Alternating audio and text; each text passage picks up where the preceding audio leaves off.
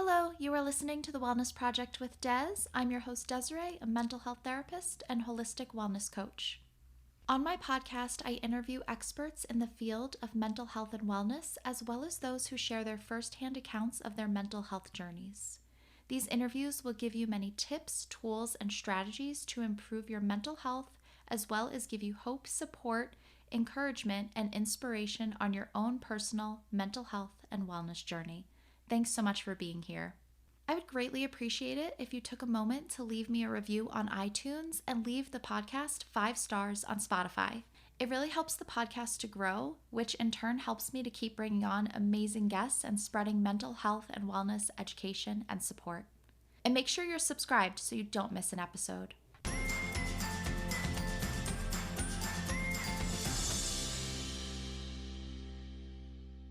You are listening to episode 141, and on today's episode, I speak with Danielle Shea. She is a healing coach for sexual abuse survivors.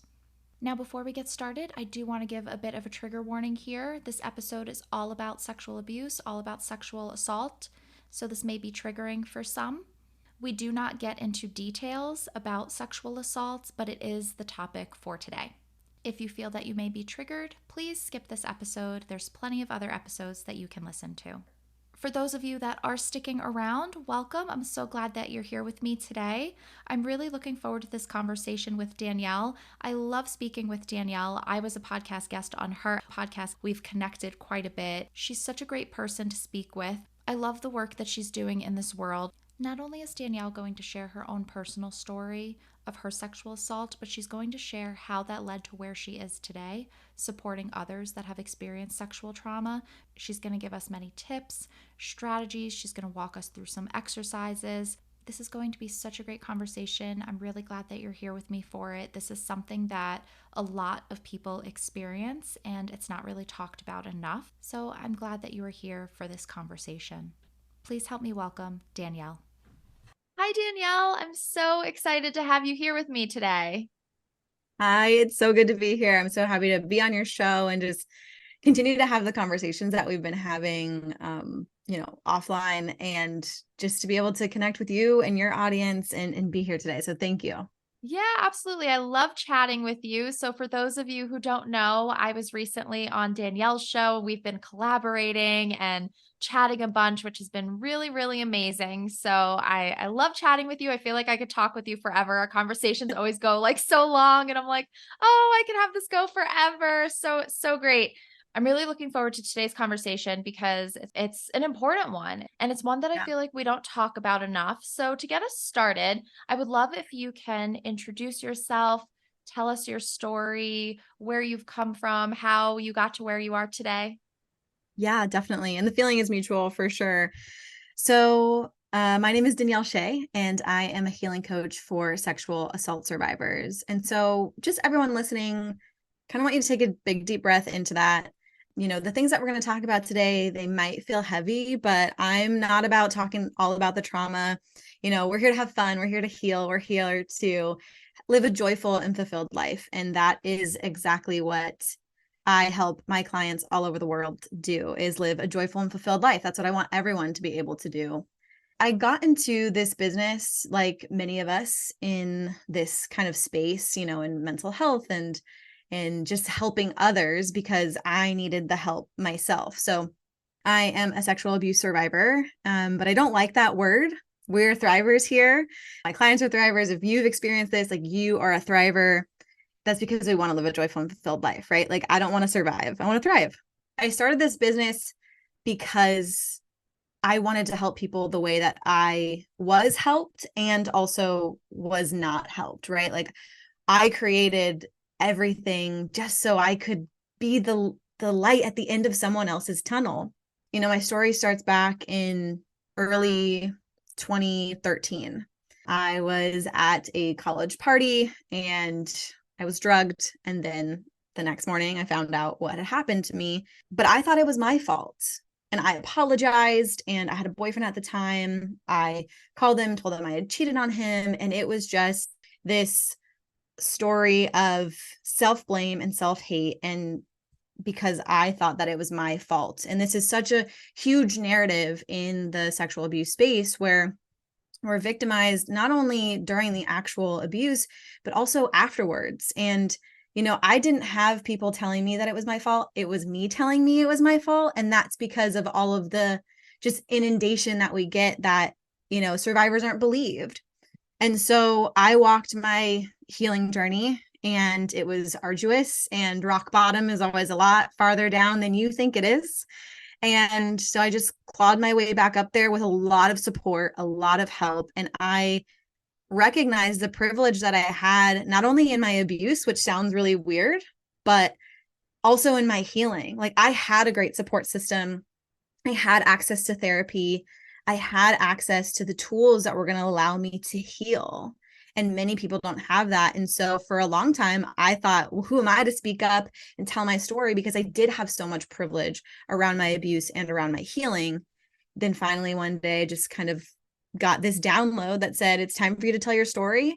And I was really hesitant at first. I was like, no, don't want to do that. Not going to do that. And then finally realized, yeah, you're right. It's time for me to tell my story, not be in the shadows, because I have the privilege to have a voice and I had that support system.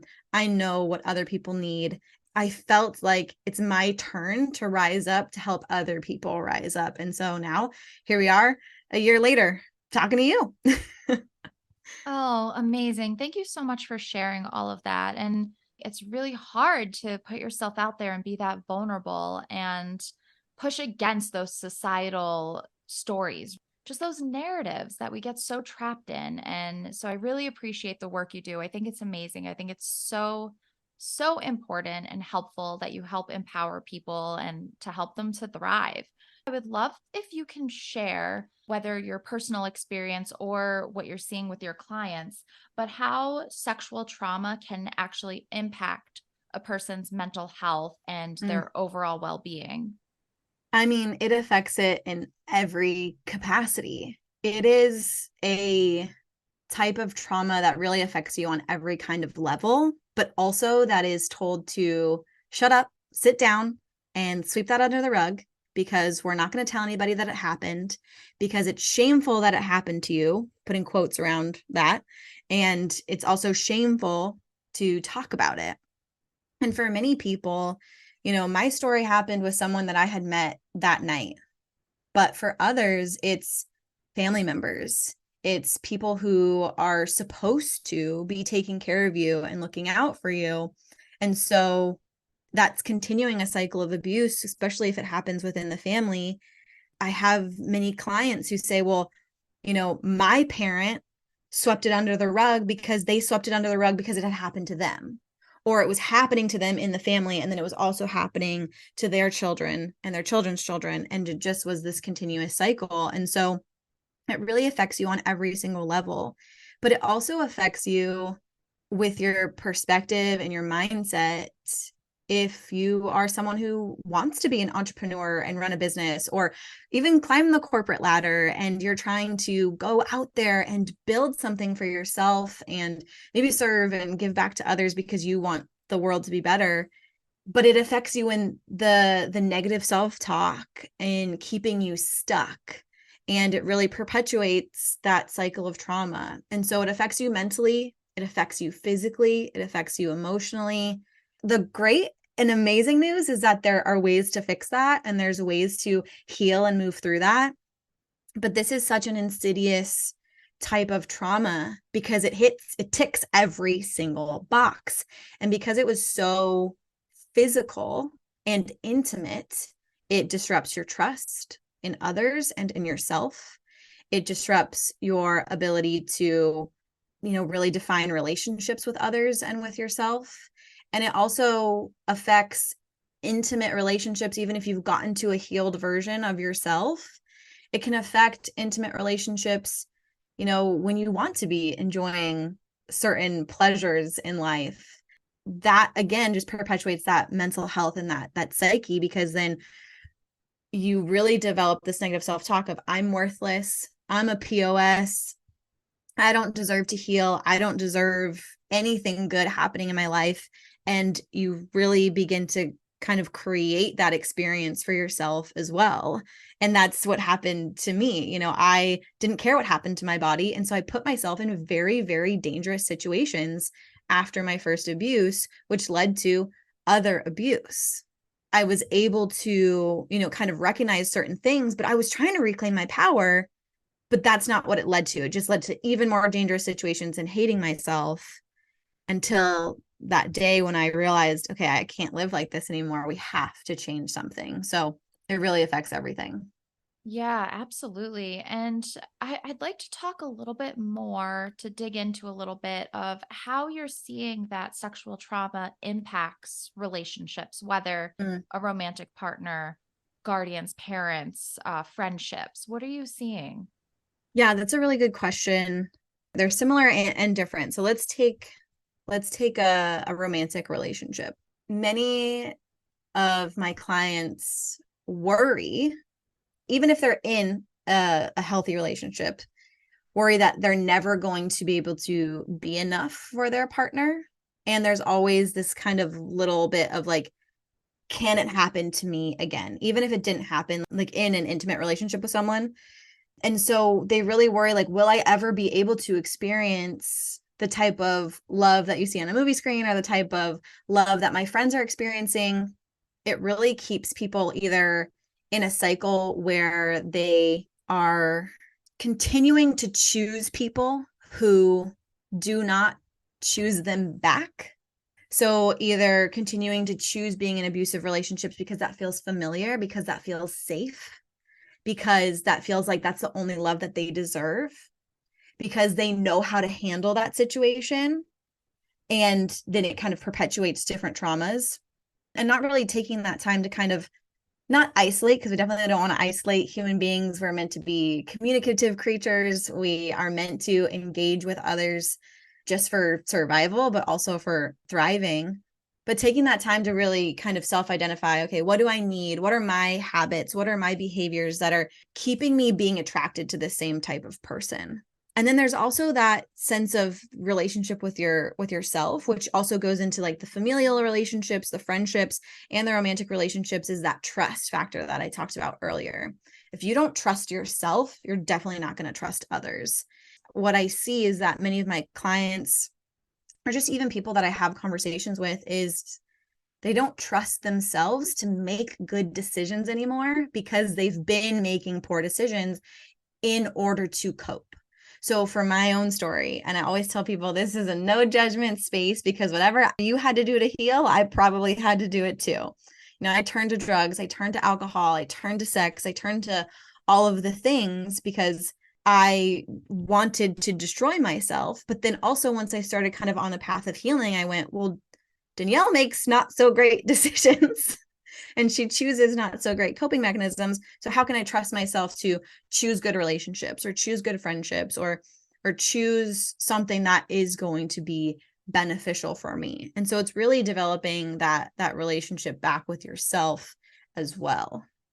Yeah, no, you bring up a really great point that self-trust is so important. It's so hard to get there. So I'd love if we could Mm, shift the conversation into that kind of how we can begin to thrive, where you get to the yeah. someone gets to the point where, like you said, I can't do this anymore. I'm recognizing these patterns. Like, what's the next step? How can somebody begin that healing journey, that process? It seems very overwhelming. Where can somebody start? Mm, yes. Yes. And I love, love, love talking about this, because this is the fun part. It's hard and it's not always fun, but the outcome is enjoyable and exciting, and getting to that place in your life where maybe you don't feel like you can actually get there at this moment. And so first, what I want to say and address is that wherever you are right now, that's okay. And you can start your healing journey wherever you are. I think sometimes we hear that and go, okay, but I'm a garbage human being, so you're lying to me. But if I can heal, you can heal. And there are so many other stories of people healing. And I don't say that to kind of like rub it into anyone's face, but it's kind of a nice way to take a deep breath and go, okay, others have gone through this, which means that I can too.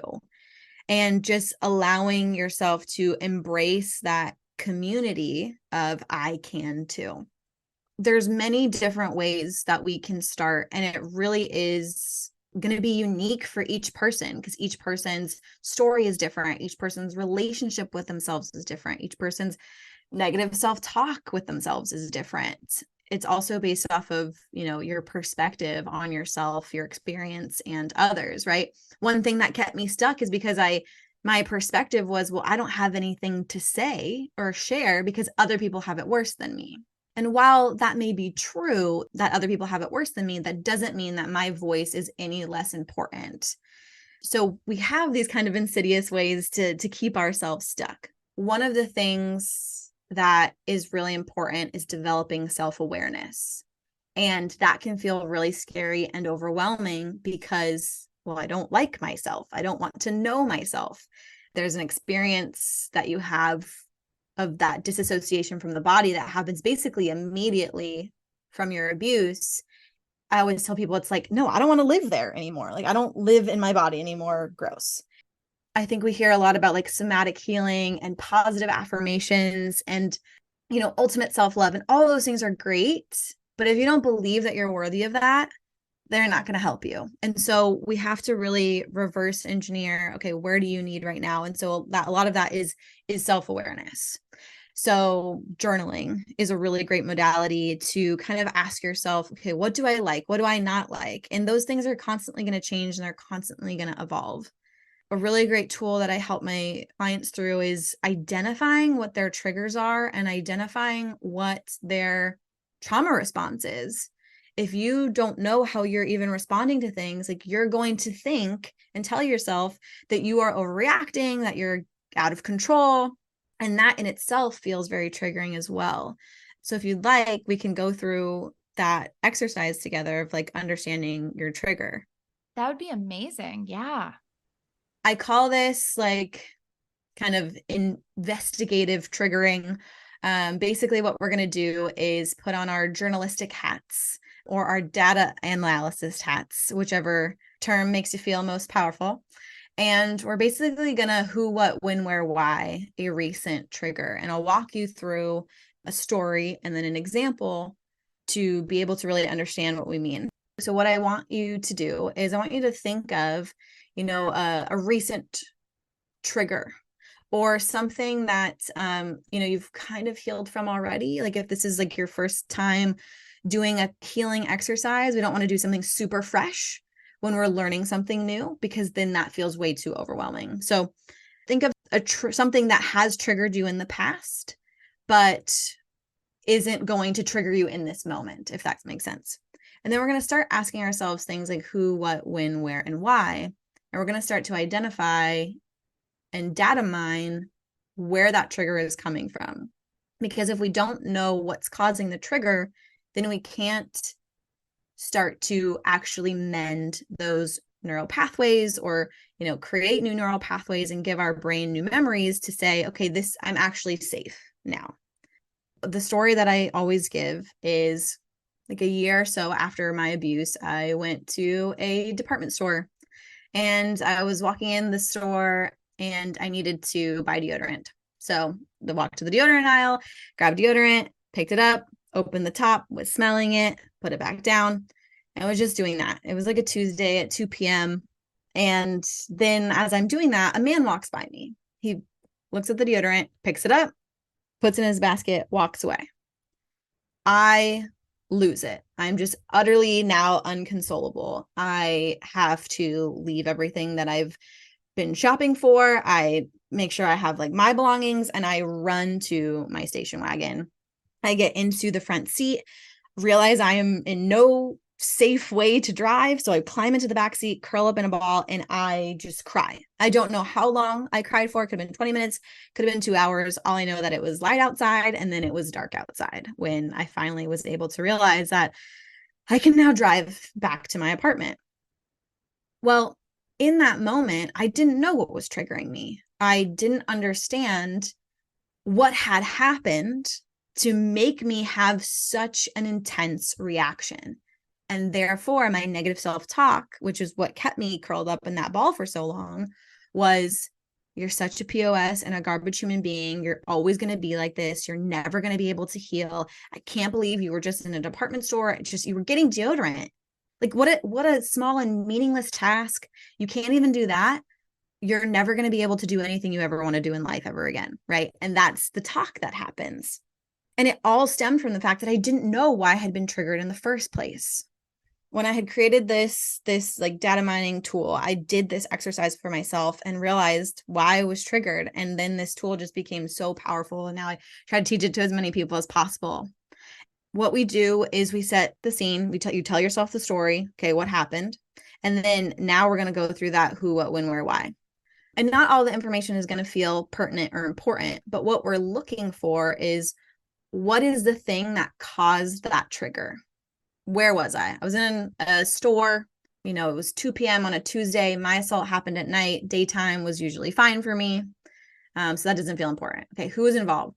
A random dude who I've never seen before. He didn't look like my perpetrator. That had been happening to me a lot, where I would see someone who looked like my perpetrator and immediately flashbacks would come in. My PTSD would come back and, unconsolable again. But I knew why that was happening. So those usually didn't last as long. Why was I there? Buying deodorant. Okay, none of these are feeling very important. But then what was I doing? Okay, well, I was smelling deodorant. And that's the thing that we're looking for, is what were you doing? What sense was activated? Okay, I was smelling something. And so it was none of the deodorants. It wasn't their fault, because I was just smelling the same deodorants I buy all the time. That's not the issue. But what was happening is that man who walked by me was wearing the same cologne that my perpetrator had worn. And so I got flashbacks and was unconsolable, but I didn't realize why I was having that reaction, because I didn't do the work in order to figure out what the trigger was. And so you can find your trigger when you start to notice what sense was involved, because our senses, those are the things that trigger memories. Those are the things that bring forth that trigger into your mind, that are causing those flashbacks, because our senses are connected to memories. That's the thing that makes our brain so beautiful, but also so uncomfy sometimes, is because they do bring up memories. And so once I figured out, oh my gosh, it was because of that cologne. Now all of a sudden I have a reason. Now all of a sudden I'm not a garbage human being for having those emotions. There's an actual tangible reason for having that. And when it happened again, I could go, okay, I'm feeling unsafe. Oh my gosh, wait. What's happening? Okay, that smells really familiar. That smell feels unsafe, but I am in this moment am safe. What am I doing? And then going into some grounding exercises and making myself feel safe in that moment. But when you don't know why it's happening, you fill in the gaps for why it shouldn't have happened and why you're the worst person ever, when really there's a reason. And now, okay, now you have something for the path of healing.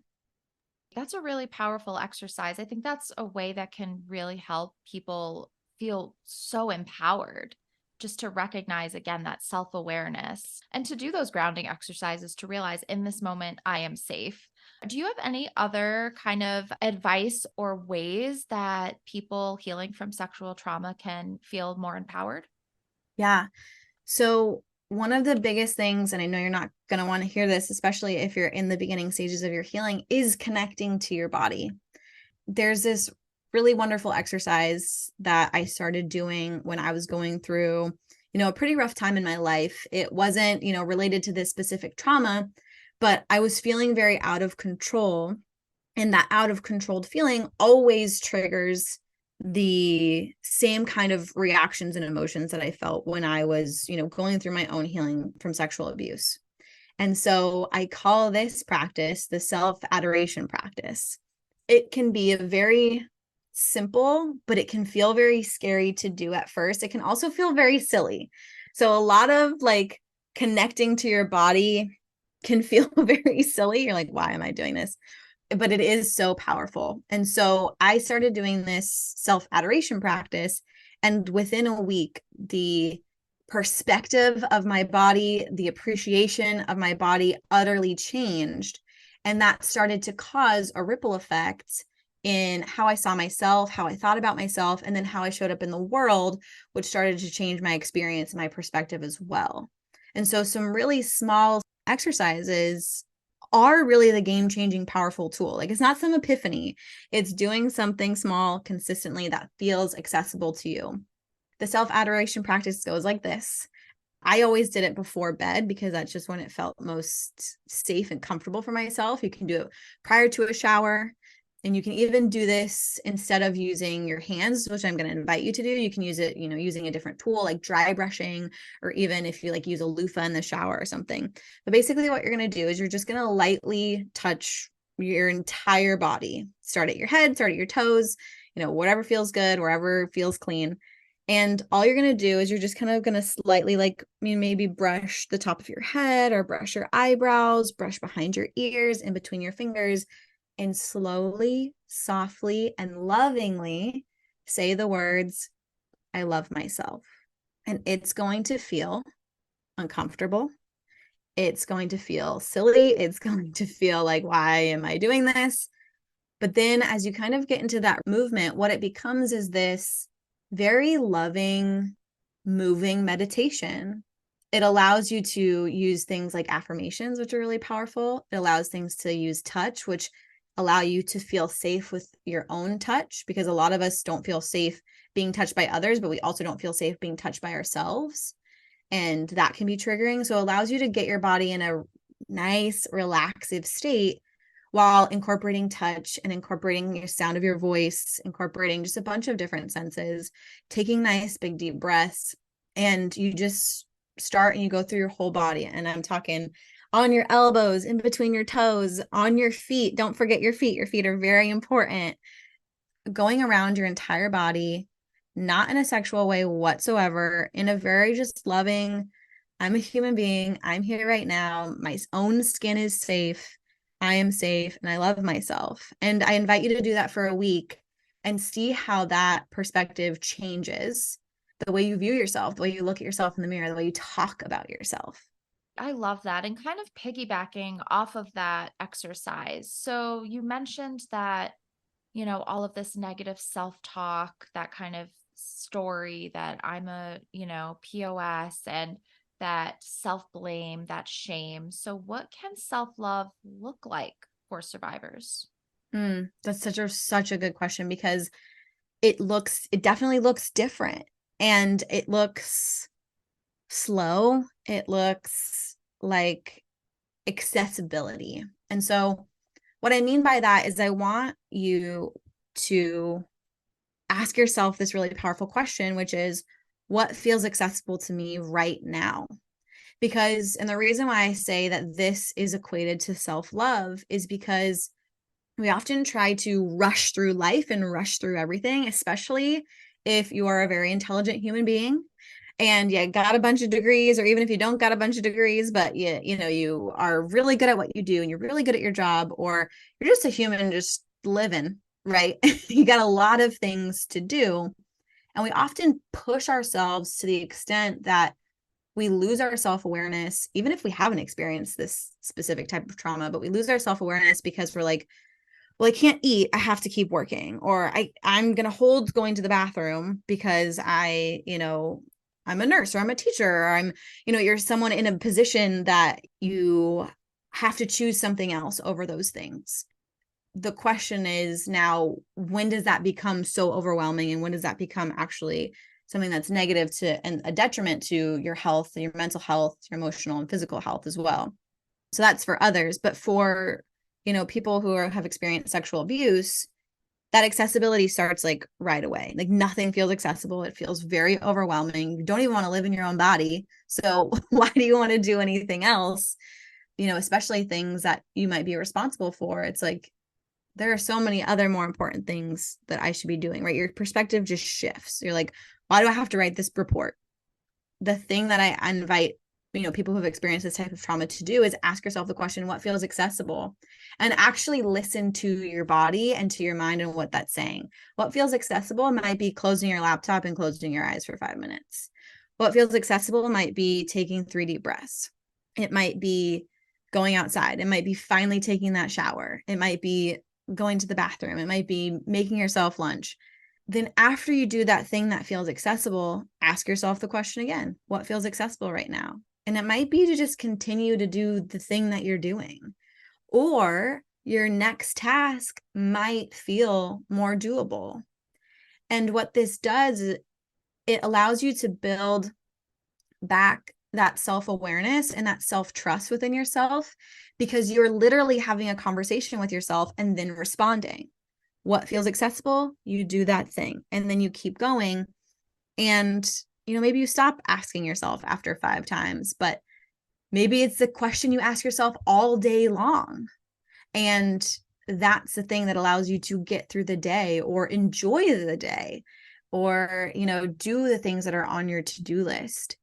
And starting with that, and I think that self-love starts that way for survivors, because again, like I said, you're building that self-awareness and that self-trust that was broken due to the abuse. Oh, great. Yeah, I love that. Asking that question, what feels accessible right now? So important. And I feel like something that we kind of forget and don't Mm-hmm. really ask ourselves. Like you said, we just kind of go through our days and ignore our very basic needs and those small acts of self love. So, yeah, great. Thank you for sharing that. One other thing I want to touch on is support. I feel like something that happens with people that are going through specifically sexual trauma is this isolation. So, how important do you think social supports are for, or a social system, a support system are for survivors of sexual assault? It is the thing. There is no way I would have healed if it wasn't for my support system, because like I said at the beginning, I thought it was my fault. The only reason I came to realize that it wasn't was because people were telling me what had happened to me. People who weren't even there, but I was telling my story and they would go, "So, Danielle, let's potentially consider that you had nothing to do with that." Right. And then they were the ones telling me where to get additional support, and how to keep going, and how to just frankly live, right? Like to choose that I wanted to be here still. So it really is everything. And all of my clients, whether they're just starting to work with me or they've been working with me for a while, it is the biggest thing that they say has been the thing that has allowed them to heal, is their support system. And support can look like so many different things. It can look like YouTube videos, podcasts, books. It can look like people in your family or your friends. It can look like a coach, a counselor, a therapist. With the beauty of being online, like we have the ability to connect with so many people. And it can look like a support group. It can look like, a meetup. It can look like the people at the gym that you go to that, they notice when you don't show up because you go at the same time every day. It's that connection that really allows you to feel like, one, it's worth sticking around. Two, you're worth it in general. Like you're just a worthy human being. But then also it gives you something to continue to choose and look forward to, right? Like if you've ever been to therapy and you like your therapist, like you're showing up because you like your therapist. Like you might not want to have to do the hard work that day, but you're showing up because you like that. And same thing like with my coaching, like my clients, I like them, which is why I want to show up for them, and they like me, which is why they want to show up for me. And so, the healing happens in companionship. And when we can understand that, that allows us to kind of, again, ease into, okay, who does feel safe, who does feel trustworthy, who does feel like someone that I can connect with in this way. And so, like I said before, it might be listening to a podcast. It might be, listening to a book or a YouTube video going, okay, this person understands. And then giving yourself the confidence to continue to ask for help and move forward. But don't heal in a silo. Do not isolate yourself. As someone who very thoroughly isolated herself for too long, I can tell you that the real healing happened when I invited other people to allow me to walk alongside them. Oh, great. I love that. I could not agree more. Danielle, this has been so amazing. Do you have any last words of wisdom or one thing that you would like survivors to know? Yeah, I want you to know that it is not your fault, that I believe you, that I am you, and that healing is possible. I really appreciate you coming on today. Thank you so much for coming on and sharing your story and all these ways that people can heal and not only heal, but thrive. So important. I so appreciate you. And I know that our listeners are going to get so much out of this conversation. And I would love for them to be able to find you. Can you share where everyone can find you? Yes, that is so awesome. And it's been such a privilege to be here today. Thank you so much. I just love every conversation that we have. So you can find me at www.danielleshea.blog. That's DANIELLESHEA.BOLG. And also on social media at Danielle Shea blog or at Danielle Shea Co. And you'll find just kind of some free goodies for you there and ways to connect, ways to find support and help in whatever way feels accessible for you. Perfect. And I will have all of those links in the show notes. Everyone, go check out Danielle. Danielle, thank you again. Thank you, Desiree. I really hope that you liked this episode and gained a lot of value from it. If you did like this episode, please share it on social media. You can tag me at The Wellness Project with Des on Instagram and at According to Des on Facebook. If you do enjoy my podcast and gain value from it, I would greatly appreciate your support. You can show your love and support by buying me a coffee. This will help my podcast to grow and in turn will help me to keep bringing on amazing guests. You can go to buymeacoffee.com/the wellness project with Des to show your support. All books written by or recommended by my amazing podcast guests are listed on my Amazon storefront.